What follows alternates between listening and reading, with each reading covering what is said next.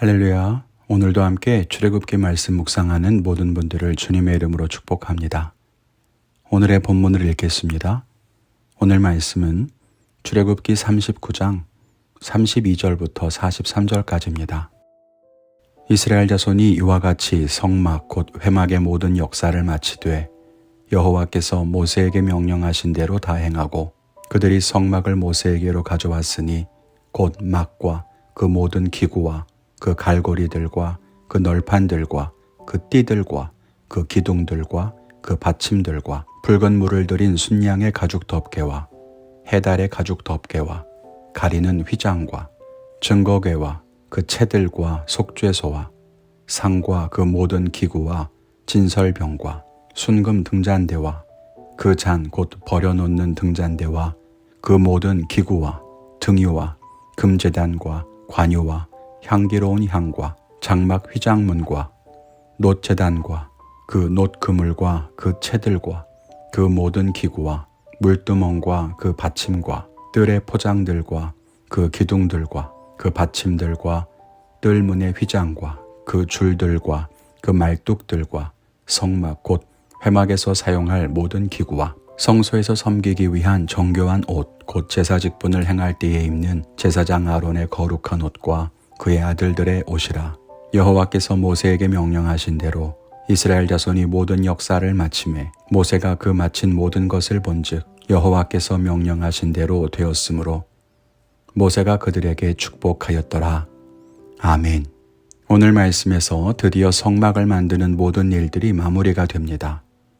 모든 것이 하나님께서 모세에게 명령하신 대로 그대로 이루어졌습니다.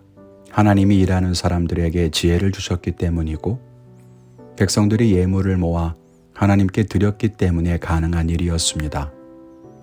성막과 그 안에 들어가는 기구들 그리고 제사장의 옷까지 하나님께서 명령하신 모든 것이 다 완성되었습니다.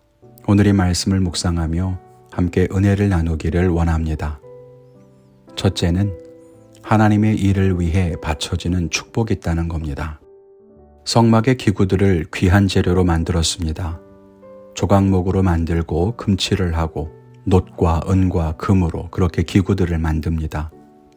백성들이 가지고 있던 귀한 것들을 하나님께 드려서 그것들을 만들었습니다. 그리고 제사장의 옷도 고귀한 보석까지 박아서 만들었죠. 이렇게 귀하게 만든 이유는 그 자체로 값어치가 나가 보이게 하기 위해서는 아니었습니다. 하나님의 일을 하기 위해서였죠. 오늘 41절 이후에도 제사장의 옷을 만들었는데 그건 하나님의 일을 하기 위해서 성소에서 직무를 담당하기 위해서 만든 것이라고 기록되어 있습니다. 무엇이 성막과 그 기구를 존귀하게 만들었습니까? 금으로 만들어서일까요? 값비싼 가죽과 털을 사용했기 때문일까요? 아닙니다.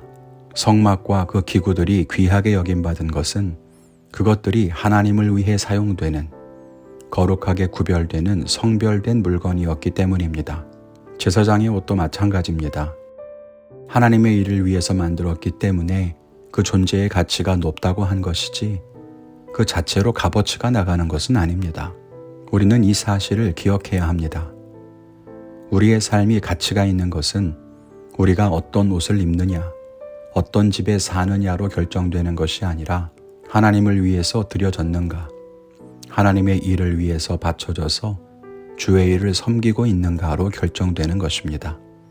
우리가 이 사실을 알아야 합니다. 정말 우리를 가치 있게 하는 것은 나의 소유나 나의 위치가 아닙니다.